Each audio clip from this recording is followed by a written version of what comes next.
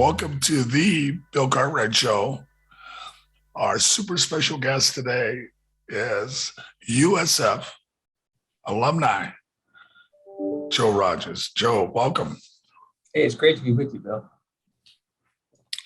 Joe, something's always curious to me is that we kind of feel like we know each other really, really well. And you and I do. We go back a ways. Let's start with, I want to start with where you grew up. I think I know. And talk a little bit about your mom and dad. Yeah, I grew up in Fairfield, which, as you know, is between San Francisco and Sacramento. And at that time, it was Fairfield, Solano County was country. You know, Fairfield, I think, had 40,000 people. Sassoon had 4,000. And then Vacaville had, just up the road, had 30,000. It really was just sort of a farming, kind of ranching place, you know. And my parents moved there in the 50s, and my dad was an accountant. And it was interesting. They lived in this, it was called Waterman Park. It was, I think it was old Army housing or of some sort. And they lived there for a long time. You know what I'm talking about? I don't know if you remember it. They tore it down and built the Civic Center in Fairfield over it. But it was I think it was old Army house, and it'd been around for a long time. And that's where they started out. And then they bought a house. They started subdividing Fairfield, and there was a new section at that time. And they bought a house, and it was, I don't know, maybe $10,000 or so. I mean, it was cheap. Really cheap, yeah. And small. It was a 3-bedroom, 1-bath. My dad later on added a room to the back. But he was an accountant. My mom stayed home and was there all the time. And we grew up. My dad was born in Crockett, which, as you know, is just on the other side of the Carquinez Straits from Vallejo. And he grew up there, and then he went into the Army. I think he was in the Army, and he ended up out this way. He ended up in New Mexico. My mom was from just south of Lubbock, Texas, and they went to, I don't know, some party or something. That's where they met, and eventually got married and moved to Fairfield. And you know, it's interesting. I've been thinking a lot about Fairfield because, you know, I'm in Amarillo. It's quite a long way away now. And I loved growing up in Fairfield. I had older brothers. They were teenagers when I was a really little kid. And I remember, for example, I don't know what I was doing in the car, but my older brother was driving myself and my younger brother around. And he kept stopping. He'd see his friends. He kept stopping. And I remember him saying, "Hey, the Beatles are going to be on Ed Sullivan." Like, that's what, you know what I mean? It's just weird. It was one of my first memories. And what got me wasn't that the Beatles were going to be on. It's that it seemed like every 5 minutes he was stopping and talking to his friends, and they were all talking about the Beatles. That was my first real memory. So you grew up in Fairfield. Talk about yourself in high school. And what kind of kid were you in high school? And what high school did you go to? Yeah. Well, I'll tell you, I've had, including USF, I've had 16 years of Catholic education. So I went to Catholic school in Fairfield, grammar school, 1st through 8th grade. And then I went to St. Pat's in Vallejo. And, I hated that. I got to tell you, I hated high school, Bill. First of all, we all had to ride a bus. And we had to get up early to get to the bus, right? For the bus to get there, because they made some stops and everything along the way. And I don't know, it's about 20, 30 minutes to Vallejo. It just seemed like we were up like way too early. And you may remember from college, I like to sleep in. I'm sort of lazy in the morning, and we had to get up and get on that darn bus. And then, okay, so you know this about me. So I have a disability. I have cerebral palsy, and I went to a school that was very, it was an all-boys school, and it was very athletic. The athletics was really big, and I just didn't fit in. You know, I could go to the games and I could cheer, but I wasn't very athletic. I got I got excused from PE because the first PE class I had, I hurt myself. It was it was kind of first couple of years that were kind of tough. I really didn't like it very much. I enjoyed school. I was in the my first year. I was in the what do they call it? It was they call it, I don't know. We called it smart class, where the guys that were preparing to go to college. And then I couldn't do algebra, so I went to what they call the dumb class, that the guys that aren't going to college, and I stayed there for my 4 years. I was really fortunate to get into USF. A friend of yours, Father Fessio, came to St. Pat's in '76 and said, "Hey, we're starting this great books program at USF, and if any of you are interested, I encourage you to apply."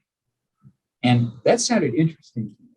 So I applied, and surprisingly I was accepted into Father Fessio's, I forget what, the St. Ignatius Institute. I was accepted into that. And I don't know why, because that was full of really smart guys, right? Really, they were real students, and I was interested in the great books. I wasn't committed, right? They were committed to learning, and I was just kind of interested. So that's how that happened. But I wasn't really crazy about my high school years. I was in a different town. I wasn't an athlete. I really didn't fit in. I had to get up really early in the morning. It was awful, Bill. It was terrible. I got to admit, I appreciate the education, because I got a really good education. I was educated by the Christian Brothers, and they were really good. They were really good men, and they gave a great example. But high school wasn't for me. I understand. So that's interesting. So you had met Father Fezio in high school. That's really remarkable. When he lived actually at Gilson Hall, it was one of my neighbors. I didn't like it because he'd walk into my room. Did you walk into your room? Oh, he'd walk in, no knock, no nothing, just walk in. So you have to learn your lesson quickly and lock your door. Who knows what I'm doing in there? Yeah. So as you're thinking about going off to college, and we know, of course, you did go to USF, but did you have some other options you were thinking about? No. I was just happy to be. I forget. I mean, I had applied to other places, but I was really happy. I mean, Father Fessio it was really impressive. He was talking about learning the great books and Western civilization and all those great ideas and everything, and that really kind of inspired me. I really wanted to go. So I was quite happy when I got accepted. But the interesting thing, though, I got to tell you this, Bill. So when I remember thinking, I wish I'd gone to school. I always wanted to go to school in LA because I thought LA would be more exciting and more fun, right? Yeah. And I remember going to USF going, maybe I should have applied to, because I didn't apply anywhere down there. So maybe I should have applied down there. I'd probably have a lot more fun. But that ended, soon after I got to USF, because USF was great. I mean, it was a small, I thought I was actually thinking about that the other day. It was a small school, it was close knit, and the communal aspect of it is what I really enjoyed. I mean, it was just a great, for being in a big city, and it was a small school, and we were all kind of packed into that 1 or 2 blocks together. It was great. I'm so happy that I met. Did you have any favorite professors when you were at USF? I did. My favorite professor, and now his name escapes me. I just had it a second ago. I hate when that happens. Can't remember his name now. He was my philosophy professor, Dr. Raymond Denny. There it is. and he was a smart. I like smart guys, right? Because they're just fascinating. And he was a really smart guy. He was a good teacher, and he posed questions. You know, what I liked about St. Ignatius Institute was we had another teacher called Father McGuire, and I forget what he taught, but he used the Socratic method. He would ask us questions, right, and we would answer. He would ask us another question. We had oral finals, and he would really probe what we knew, right? And it was this sort of dialogue that went back and forth during those exams, and I really liked that. And Dr. Denny, he was the same kind of guy. He posed a lot of thoughtful questions, and you could answer any way you wanted. You didn't have to agree with him so long as you made a cogent argument. And I really enjoyed that. Those classes were certainly my favorites. So You remember none of this, right? Because I never went to class. If you remember, I was hardly ever in class. yeah, how'd you get away with that? Because because I did go to class, but I kind of enjoyed it. I remember you. I would come into your room, and you'd be doing homework. You'd be working. You'd have pen and paper out. And you'd be doing stuff. You're like, why is he doing that? You know. I don't know. I wasn't a very good student. I don't know what your grade point average was, Bill, but I remember mine was like 2.1. It was horrible. Yeah, I was a better student in college than I was in high school because everything there was mine. It was my row. It was my schedule. I had morning classes. I just really enjoyed the independence, and that was really on me. So I really liked it. And I enjoyed the professors as well. So they were kind of entertaining. So I really liked it. Who was your favorite professor? Dr. Alec Calvin. He was in the philosophy department. Amazing man. As a matter of fact, I spoke with him. He's going to be 94 years old this year. That's awesome. So he helped me. I came back and got my master's. So he helped me with that. So, yeah, brilliantly smart. Mm-hmm. I really enjoyed my time with him.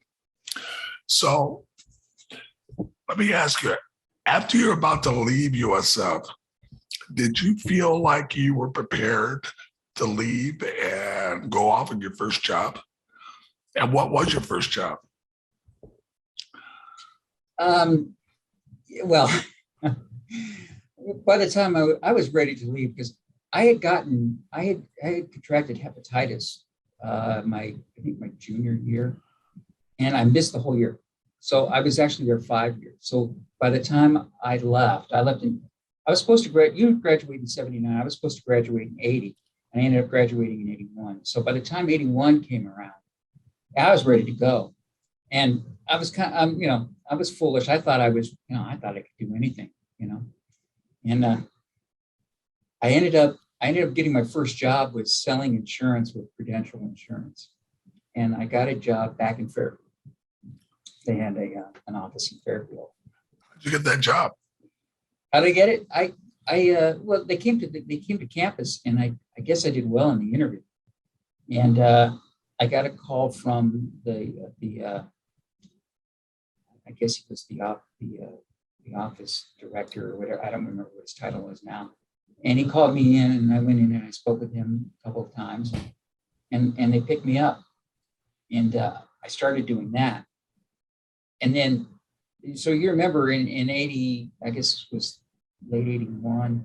So the economy was really bad. Reagan had come in and kind of put the skids on the economy, and unemployment went up and everything was bad. They closed the office in Fairfield. And, I'm just out of college. I don't have, I didn't feel confident in trying to run my own business from my apartment or going to another office. So I went back to school. I went back to Solano College, and I learned computer programming. And I had a roommate, his name was Joe Castro. He was working for Wells Fargo, and he had an IBM PC, the first computers. And I got just fascinated by that. And so I learned programming, and I did some work for him doing some programming. And I eventually got a job in sales selling, because I knew some of the applications. This is way back in the day when it was brand new. Yeah. I knew how the operating system worked. I could run the operating system. Remember back then there were disks. They were just, you could put a disk in and then type. It was all DOS. It was all DOS based, text based. So I knew that, and so I got hired to sell computers.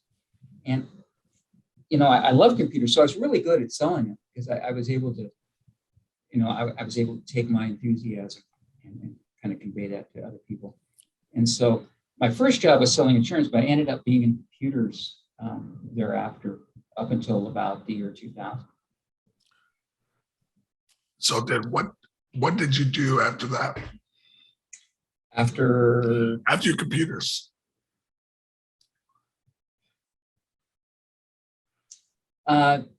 Okay, so I don't know how much of this I told you, but I was doing really well in computers, and then I had a problem. I actually came down. I say came down like I caught it, but I had a really tough time with anxiety and depression. And at the height of doing, I used to do contract work, and I was making good money. I was living in Fairfield, I had my own house, and then I got severe depression and anxiety, and I stopped about the year 2000. I couldn't work anymore. I just stopped working. I lost my house, and for about, I don't know, the next 6 years, I was kind of homeless. So I didn't really do anything from about age 40 to about 46. I was trying to get well, and I'm really fortunate. And I was living in Solano County, and they had really good mental health services there. And I was able to go in, and I got on meds, and it took a few years, but I got back on my feet, and I got into radio. I was producing a radio show, and that was my next job. That was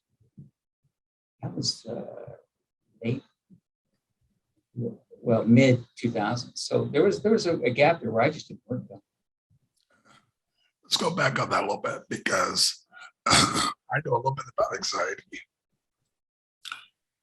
as a lot of athletes do, is that you're doing something for a long period of time, and then you stop. And then there's a feeling that something is wrong. I'm not really sure what it is, but I know it's wrong, and it's like really wrong. So I can remember this perfectly. I couldn't drive. And it's a good thing my wife was with me, because I had some really bad thoughts. And then you become a lot of these things, really emotional, afraid. So I understand there's a lot of these emotions that you never thought you had. I was medicated for about a year inside of that. So I think that's really important, to be able to get away from that and then come back and find yourself, find that balance, get rid of that funky feeling that's nightmarish, and come back. But you did. And with radio, how does that happen? Radio, holy smokes. Yeah. Okay. So, and all of this is tied in together. I had a car. I managed to cobble together $500, and I bought this really junker car on eBay. And so I was able to actually get around, and somehow I ended up in Sacramento. And I went to this church. So one day after Mass, it was in the bulletin, it said the diocese is looking for somebody to volunteer to do radio produced this. It was called the Bishop's Radio Hour in Sacramento.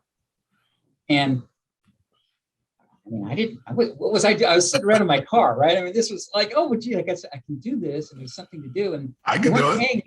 So they couldn't fire me. You know what I mean? I could get fired. They just, so I volunteered, and I went down and I met, the host was Bob Dunning.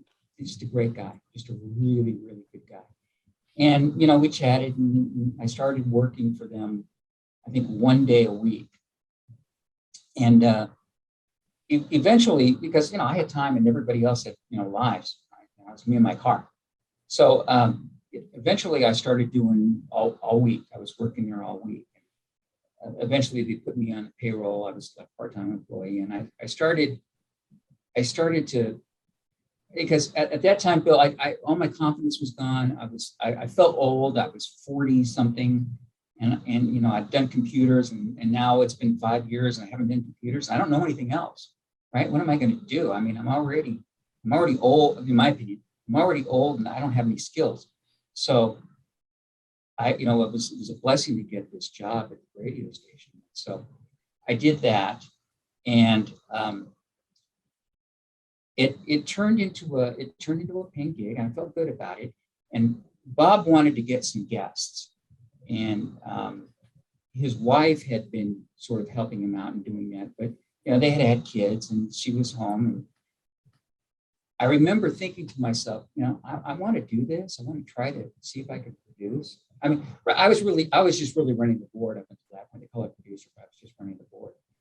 And I remember thinking, you know, Bob is a great guy, and he knows about my past. He knows how old I am. He knows, you know, I have issues. And if I can't, I'm going to ask him if I can do it, because if I can't work for Bob, I'll never, you know, this is my only chance to get back on my feet. I'm in a perfect position where he understands me, and I don't feel intimidated, and I don't have all this anxiety. And God bless him, he let me do it. And we had some really good shows with some really good guests. And sometime thereafter I left, but some of the shows that we did, got him, soon after I left, the Archdiocese of New York put together the Catholic channel on Sirius, and they were looking for content. And Bob sent him some of the shows that we did, and they picked him up. And subsequently his producer quit, and I went back to work for him. So I was working for him, Sacramento, Bishop's Radio Hour, it was a 1 hour show in Sacramento, but I was working all day trying to get guests for him there. And I was working for him for the Sirius show. So I became, you know, full-time producer on 2 shows, and I got my confidence back. I started feeling like, you know, I can do something. I'm worth something to somebody, you know? And that was really big for me because I had lost all my confidence. And, you know, it worked out. I wasn't a really good producer. And so for the national show, they were very nice about it, but I wasn't good enough for a national show. So they replaced me, and I found this job. I'm now in Amarillo, and I met a woman while I was in California who was from Amarillo, and she moved back to Amarillo. So I was very motivated to get out of California about that time and moved to Amarillo. And I found this job, and I started there in 2008. And I worked for a Center for Independent Living, which is it's an organization, it's a nonprofit, and it's run by and for people with disabilities. And our job is to help other people with disabilities who want to learn independent living skills to live on their own independently. We provide independent living skills training and durable medical equipment to help them live on their own. And I was very fortunate to find a job here. And so I've been here, you know, since 2008.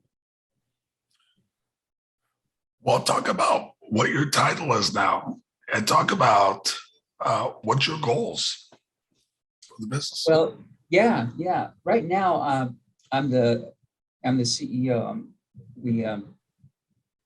We changed titles about, 6 years ago. I was the executive director, but we changed titles with a little bit more. We wanted to look a little bit more corporate when we were trying to find donors and other funders. So that's my job. We have a staff of 10 right now. We're sort of running on a shoestring. And, we have a couple of things. We have a couple of programs I'm really proud of. We have this thing called Youth Encountering Success, our YES program. And that's to help kids who are in high school to transition to adulthood. And, I kind of feel like I kind of have that resonates with me because my high school experience was so bad. And we can help kids make that transition from high school to adulthood. I'm really excited about that. That's one of our programs. We have some other programs. We have an employment program, help people get jobs and that kind of thing. But right now, what I'm really excited about is we're exploring an opportunity with the VA to provide services to disabled vets. That's one group of people that we haven't really focused on. And it requires, the VA has to be on board. They have to be big due diligence about us and our ability to perform and that kind of thing. And hopefully here within the next few months, we'll go through that review, we'll get certified, and we'll be able to start providing services to vets to keep them in their homes and avoid them having to go into a nursing home or some other institutional setting. Wow, that sounds like a pretty big job. Now let me ask you, because when you're assisting all these folks, where do they come from? Do they find you or you find them? They find us. This is interesting, and a lot of people don't. They think we're kind of strange, and maybe we are. The independent living centers were started in California, Berkeley. And they were started by a man named Ed Roberts, and he has an interesting story. I'll just very briefly talk about it. When he was young, he contracted polio, and it left him paralyzed. He could move, I think, one finger, I think. And wow. Yeah, he was just a kid. He was just a teenager. And he wanted, after going through all that, and there's a whole story there, you can look that up. He wanted to work.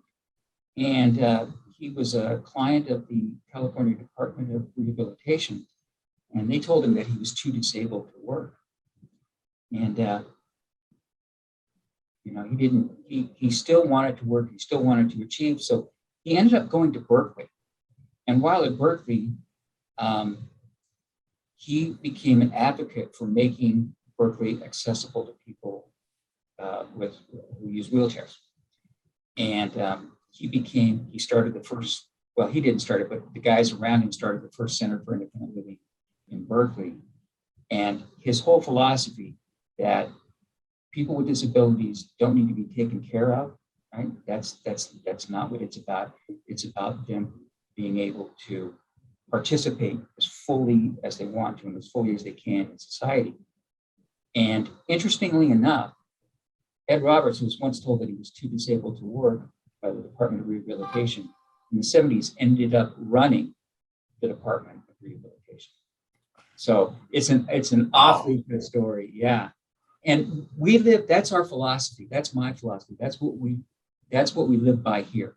We want people who want to be independent to come to us. So we don't advertise, we don't hunt people down, we don't badger people. People who want to live independently will learn about us through the other social resources that are around here. And they'll come and we'll work with them. And it's really interesting. They set their goals. We don't write, I joke with people that we don't do anything for anybody. And the reason I say this was we don't write their goals. We don't do the work for them. We help them when they need it. We'll provide them the resources and supports to do it. But it's their life, it's their work, it's their responsibility. And we just support them with that. Wow, that is really remarkable. You do have kids. I do. What are they up to? Yeah, I have twins. That's kind of an interesting story, but yeah, they're still in California. You know what? I envy them because they're still in California. My one son lives in Visalia, the other one lives in Vacaville. And my one son he's kind of into the YouTube thing. And I don't really get it, Bill. I don't really know what he lets me know when he's streaming. He's a streamer on, I think, Twitch. Is that right? I don't know. I don't know how it works. Anyway, I'll get these little texts from him, and he'll be doing something, and he's got followers or whatever they're called. I don't know. Yeah. And that's his big thing. He has some job. I don't know what he does. Some job, day job. But his big thing is that social media. My other son, he works at Genentech, and he's just he's got a family. He's got a wife and a son, my grandson, Evan. And so he's kind of busy with that. He does a little bit of Twitch too, I think. But that's them. They're old, Bill. I can't believe this. They just last year turned 40. Where did the time go? Wow, crazy. Yeah. Somebody's getting old. It's not us. I just turned 64, and my coworkers here, they threw a little party for me, and I had to tell them, I'm too young to be this old. Exactly. It's just, yeah, I don't know where the time went.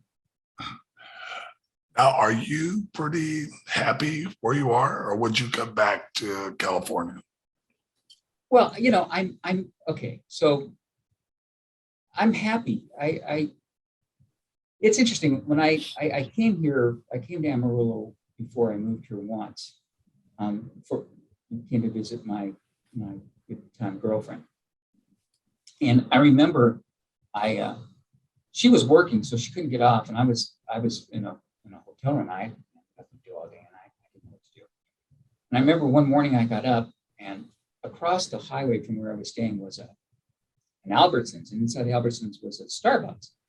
And I got up and I walked over to the Starbucks, and I remember sitting there having my coffee, and I heard the people talking about their weekend. It was a Monday. I heard them talking about their weekend, and the stories that they told and the things that they did reminded me of Fairfield when I was growing up, what people were doing there. It was like I went back in time 40 years. And I thought, wow, I know this place. I know these people. And it was really kind of cool. And I remember thinking, I could live here. I didn't have a job or anything. I wasn't even looking for a job at that time. But Amarillo is not a bad place. I don't like the weather. We get severe weather, and it's lots of snow. Well, not this year, but usually we get snow in the winter. I'm not that kind of. Yeah, no snow, and I'm not really crazy about severe weather either. But it's a nice place, and I've been here now. I've been here longer than I've been anywhere else other than Fairfield, and it's home now, and I kind of like it. But I'll tell you, I would love to be able. So my younger brother passed away last year, and I was back home for that, and I remember I was in Vacaville, and I remember driving around and going, I'd give my left arm, and that's my good arm, Bill. I'd give my left arm to be able to go back and live in Vacaville. Interesting. Well, Joe, thank you so much for being on. Thank you so much for sharing. Whether you know it or not, your journey has been very, very interesting, and you've accomplished a lot. Well, Bill, it's always great to catch up with you. Thank you.